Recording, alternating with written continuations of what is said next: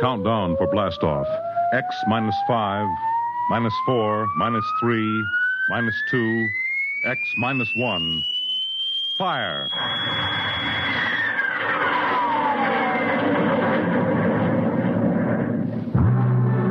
From the far horizons of the unknown come transcribed tales of new dimensions in time and space.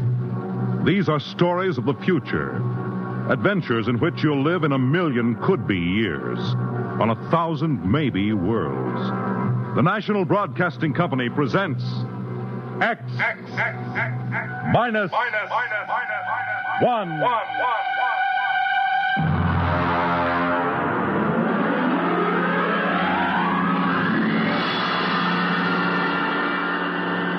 Tonight's story, Mars is Heaven.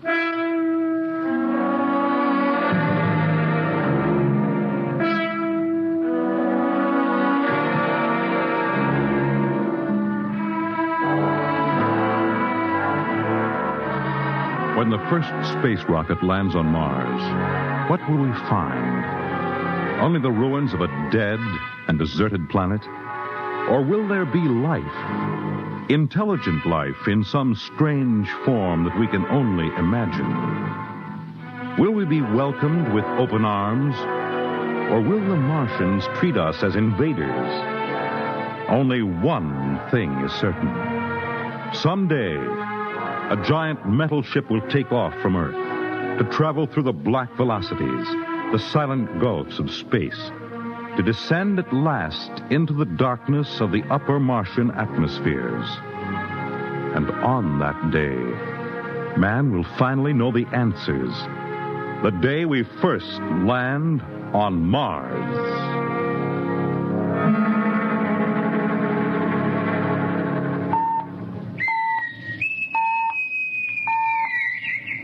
Now hear this. Now hear this. Approaching critical deceleration. Fasten gravity suits. Stand by to land. There it is. We've intersected the course vector, sir. All right, Mr. Lustig. Over to manual control. Aye, sir. Masters, sound general quarters. Aye, sir. Mr. Lustig, what do you make of the terrain? There seems to be a heavy ground, Miss Captain. We won't be able to use the infrared lights. And we'll have to come in on radar. Isn't that a little risky, sir? Landing in the dark? I'd rather run the danger of a blind landing, Lieutenant, than come in without the cover of darkness. Remember, we don't know what kind of reception is waiting for us down there. Airspeed 500. Altitude now 4,000. Bridge to engine room. Stand by for deceleration. Fire forward tubes 1 and 3.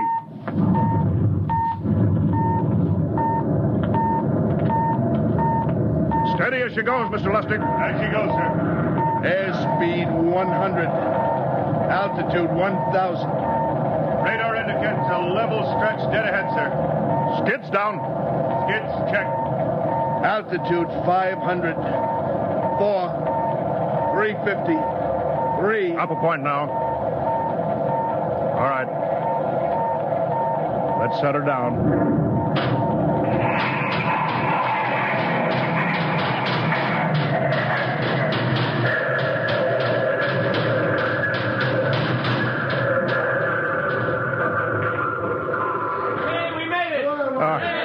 Cut the power. Masters, pipe battle stations. Aye, sir. All secured, sir. Well, gentlemen, we're now on Mars, April 20th, 1987, 4:33 Greenwich time. Enter that in the log, Masters. Aye, sir. Well, gentlemen, it's less than 2 hours till dawn. As soon as it's light, we'll send out a landing party. Masters, get me an all-over hookup. We're all set, Captain. Now hear this. All right, men. The smoking lamp is lit. Well, we're on Mars. The first man shipped from Earth to land here. We don't know what we're going to find or what dangers we may face. We're 17 men on an alien world, and it's up to us whether we ever get home again. The next few hours should tell the story. And I want instant obedience to all commands. I'll court-martial the first man who doesn't jump to when he's ordered. And one other thing. We may be on Mars, but this is still a United States naval vessel. Officers will conduct a personal and weapons inspection in 1 hour. That's all. An inspection, Captain? Now? Mr. Lustig, we've got an hour and a half to sweat out before we find out what's outside that airlock. I'd rather have a man worried about his stripes than about what's waiting outside on Mars.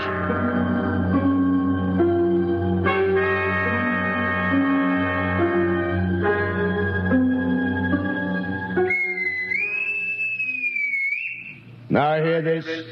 Landing party report to forward airlock.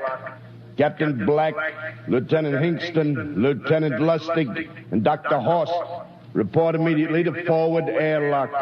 It's now landing time -5. Well, they're paging us. You ready, Dr. Horst? Yes, Mr. Lustig. As ready as I will ever be. Come on, let's get in the lock.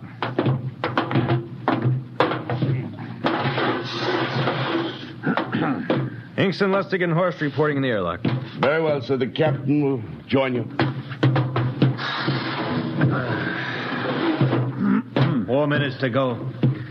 At least the captain would get here. What difference does it make? I just want to get it over with, that's all. Anybody got a cigarette? Yeah, I think you're smoking too much, Lieutenant Lustig. Are you nervous? Lay off, will you, Horst? Wondering what's hidden outside underneath that ground mist? I've been giving it some thought. It'll be very interesting to find out. A very unusual planet, Mars. Why? It has an atmosphere. A wonderful thing, an atmosphere. Where you find one, you find life. You mean Martians? What do you think they'll look like? Who knows? Intelligent life can take many forms. You mean they may have green skins and eyes on stalks or something? The comic book conception is possible, of course. Or they may have developed far beyond us. Perhaps they have a science that can produce weapons far more dangerous than our atomic missiles. You think we may have to fight our way out? After all, we are invaders. Now hear this. Landing time -2. All right. We heard this. You know what I'd like to find outside that airlock? Good old Illinois. Ever been there, Lustig? Only Chicago. Well, you ought to see my hometown. Green lawns, big white houses. Sounds like my hometown. My grandmother used to have one of those iron deer on the lawn. Every Halloween, we'd paint another color. One time, we painted it black and white like a Holstein cow. Where does your family live, Dr. Horst? I have no family. When I was a child, they were gassed to death in the Dachau concentration camp. Tough. No, it has its advantages. I have no ties on Earth. Nothing to lose now. I imagine I'm the only one on board who is free to enjoy our present peculiar position. All right, Masters, you can button it up now. Aye, sir. Well, gentlemen, check your sidearms. In 1 minute, we'll be the first men to set foot on Mars. Quite an honor, eh? As long as the medals are not rewarded posthumously. Still uneasy, Dr. Horst? Captain Black, I've been uneasy ever since I can remember. On Earth and on Mars. Well, 30 seconds. Give me the intercom phone, Lustig. Yes, sir. Masters? Aye, sir. Battle stations are to be manned until we return. If we're not back in 2 hours, I want no rescue party sent out. Blast off and save the ship, you understand? Aye, sir. All right. 5 seconds. 4, 3, 2, 1. Lustig, open the outer airlock. Aye, sir.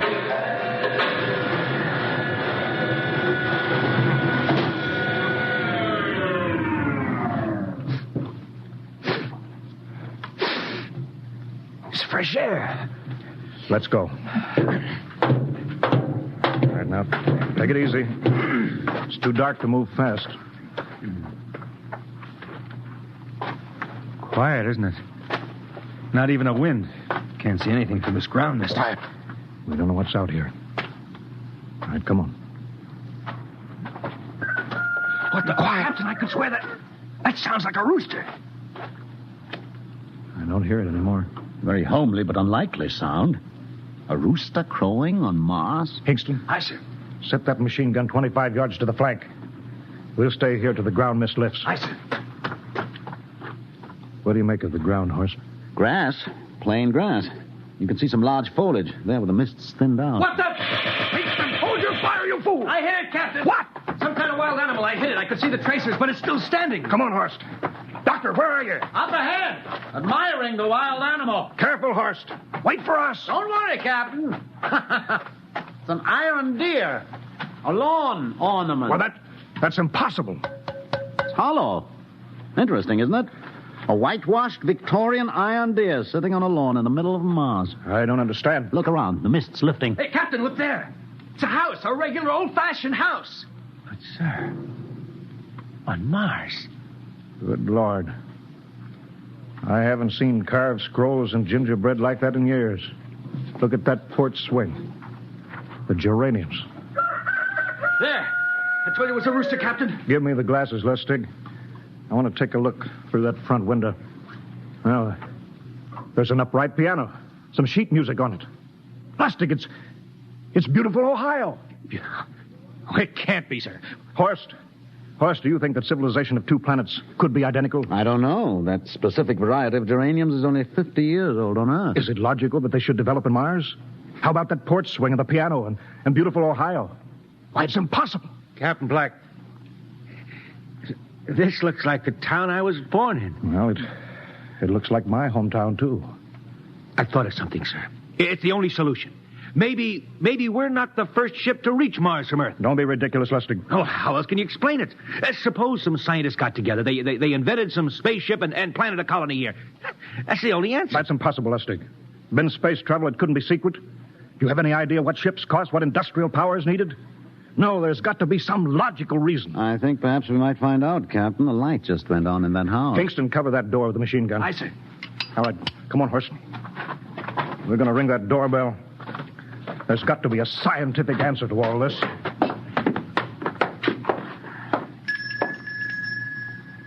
And there's something moving in there. Stand back, Horst. Give me a clear shot. Are you sure a bullet can stop a Martian? Steady now. Can I help you?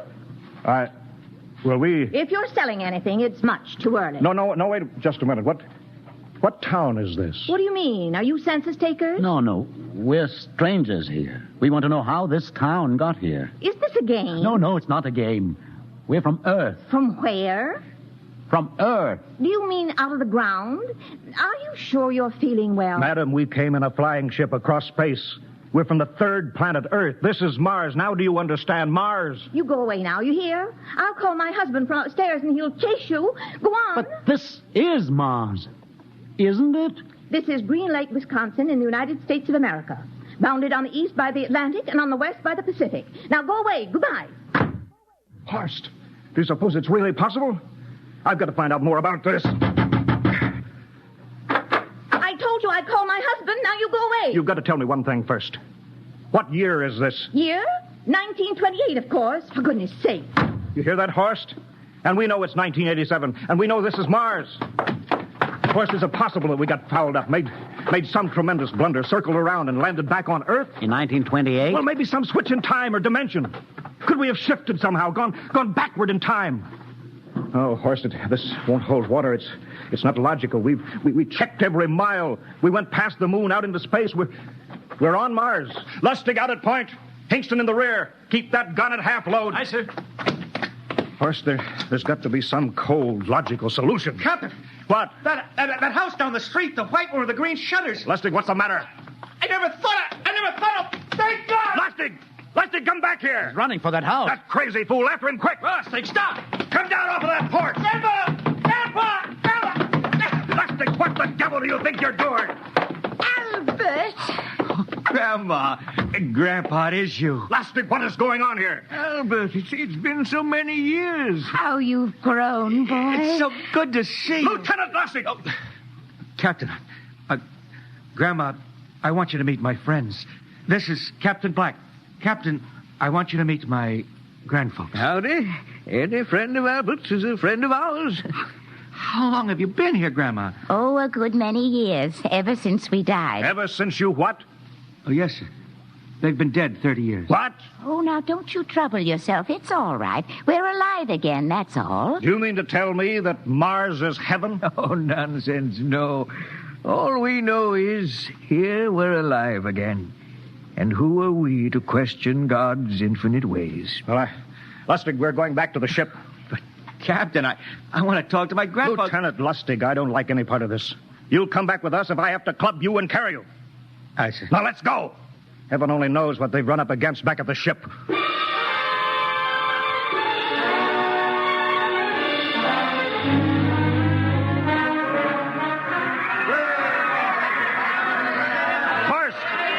Crowd around the ship. Looks like we're being welcomed with a celebration, Captain. Celebration? They've abandoned ship. Every port is open. No guard set. You masters! Hiya, Captain. Meet my old dad. Dad, that's Captain Black. He's not a bad guy for an officer. Higston! What's it? Bring that band back. Use force if you have to. Excuse me, sir. There's my Uncle George. Higston! I'll be right back, Captain. Uncle George. What the devil is going on here? Understand, sir? They've all found friends and relatives. They're all here. Right, Captain. I found it. The whole crew's out in the crowd. But I gave orders. Definite orders. You don't understand, Captain. I understand mutiny. I don't care how many relatives show up. I'll have discipline. Johnny! Johnny, you old son of a gun! It's you, Edward. Yes. It can't be. Oh, of course it is. Johnny, Ed. you old...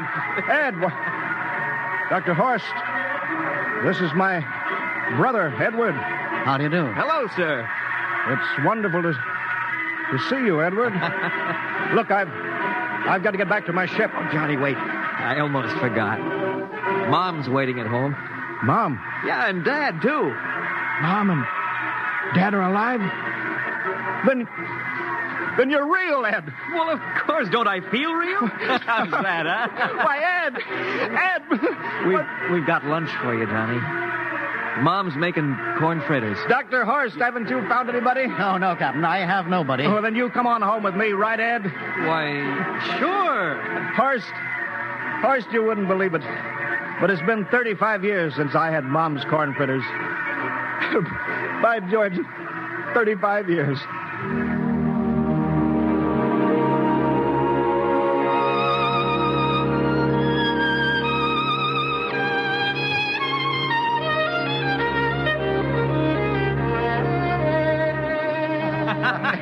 And there's plenty more in the kitchen, so don't hold back, Johnny.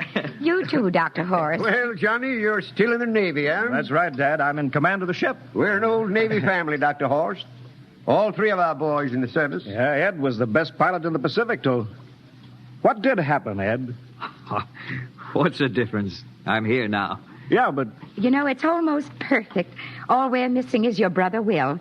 Then the whole family could be together. Well, it won't be long, Mom. Will's in charge of the XR-54. Next rocket coming out to Mars. Oh. Well, little Will. When does he leave, Johnny? Well, the takeoff's scheduled for September, but it depends on what we report. Oh, yeah. There's no question about that now, huh? No. Christmas together again. That'll be something. Sure will, yes, sirree. Well, this calls for a celebration. How about a little of the old dandelion wine, eh, Johnny? Now, Father, don't you go giving Johnny too much wine. He's a big boy now, Mother. Well, sir, isn't everything just fine? Just fine.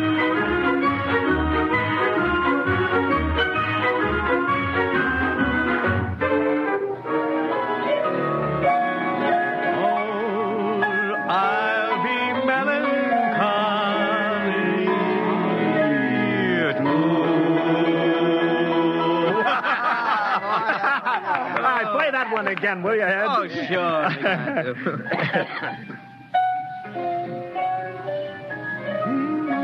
Well, Dr. Horst, what are you doing sitting over here alone? What do you think of my little family? Very nice. You know, I can't understand why you didn't find any folks here, Dr. Horst. It's just a shame everybody else is so happy. Well, I never remembered my family, Mrs. Black. All I know is they were gassed at Dachau during the Second World War. When I was liberated, I was in delirium 3 months. I cannot remember anything before then. A psychiatric phenomena. Well, that's terrible. Isn't there anything anybody can do? I don't want to remember. I have not had a pleasant life. I prefer to be free of emotional entanglements. They interfere with a scientific approach. Oh, I'm sorry, Dr. Horst.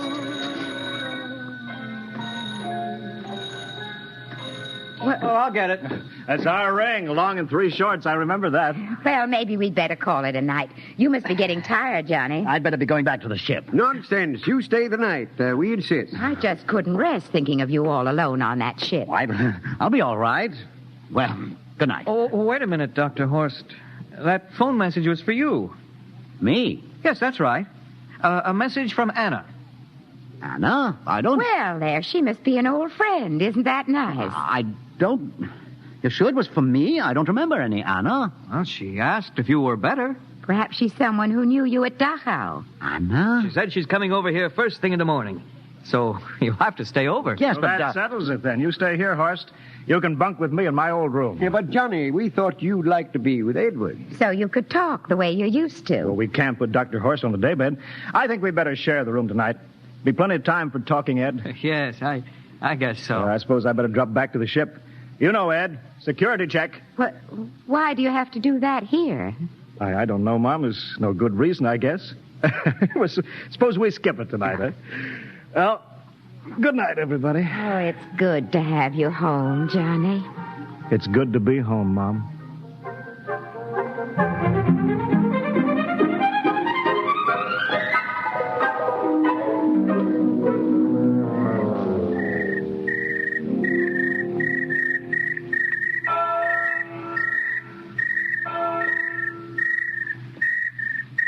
Captain Black.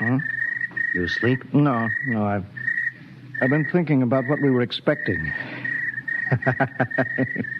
Green-skinned Martians. All the time there was only Mom and Dad and Edward waiting. That's funny what tricks your imagination can play on you. Well, I guess Mars is heaven, Horst. You know, I've been thinking about Martians, too. Captain, just suppose there were Martians, and they saw us land, and suppose they thought of us as invaders. What would be the best weapon they could use against our atom bombs, huh? I don't see what you're getting at. They would want to disarm us first, huh? To wipe out all suspicion, to make us feel at home. Captain, suppose this house isn't real. Suppose the people are just images, stolen from our own memories by Martians, created for us by telepathy, hypnotism. Oh, that's the craziest theory I ever heard. Maybe that's why there was no one for me, because in all my life there is no happy memory, no real loved person, not even my mother. I don't remember her, only the piles of rotting corpses at Dachau. There was no happy emotion for these people to recreate. How about that phone call? Anna? Yes, Anna. I didn't remember who she was, but I do now. I just remembered. When I was freed from Dachau, sick, delirious, I raved about a wonderful, kind nurse named Anna that took care of me. Well, there you are. It's logical. She's coming to see you tomorrow. But there was no Anna. I'd been nursed by a man. What? Anna was only a dream. And there's only one way they could have learned about her, by reading my subconscious mind. That's impossible, Horst. Why? The whole crew was thinking of home. Suppose the Martians read our minds. Yes, but if there are Martians... If there are, they have us separated. Each man in a different house, sleeping, trusting. No one at the guns. I left my pistol downstairs. Do you think there's something to this, Horst? It's a perfect trap, Captain. Who would suspect his own mother, his grandparents? How easy. Just a knife in the heart of each sleeping man. That's impossible, Horst. But we've got to get back to the ship. Listen. The crickets have stopped. Come on. We don't know when they change back to whatever they really are. All right, careful.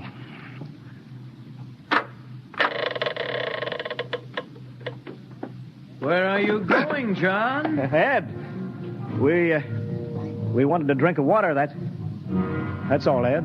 You're not thirsty, John. You don't want a drink. Look out! You don't want a His drink. face! It's changing! He's a Martian! Run, horse! Run! You can't get away, John. This way, horse! Horse, where are you?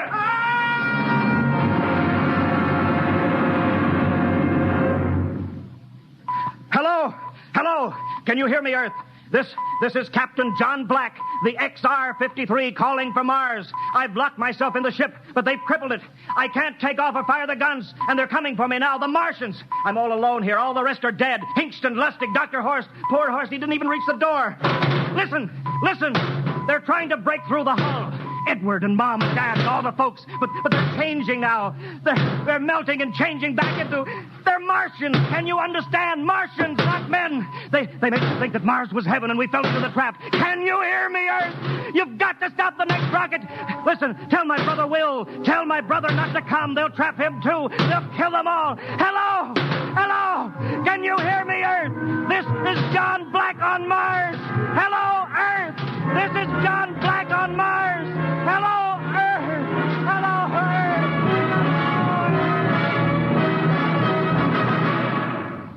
Tonight, X-1 has brought you the science fiction classic, Mars is Heaven, written by Ray Bradbury and adapted for radio by Ernest Kenoy. Featured in the cast were Wendell Holmes as Captain Black and Peter Capell as Dr. Horst, with Bill Zuckert as Masters, Bill Lipton as Hingston, Margaret Berlin as the old lady, Bill Griffiths as Edward, Ken Williams as Lustig, Ethel Everett as Mom, and Edwin Jerome as Dad. Your announcer, Fred Collins. X-1 was directed by Fred Wayne as a transcribed NBC Radio Network production.